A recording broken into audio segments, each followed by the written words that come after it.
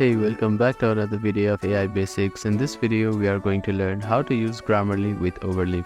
First of all, open up your preferred web browser and head over to Grammarly. Make sure that you are logged into your account. Go to the app section and install the Grammarly for Chrome extension.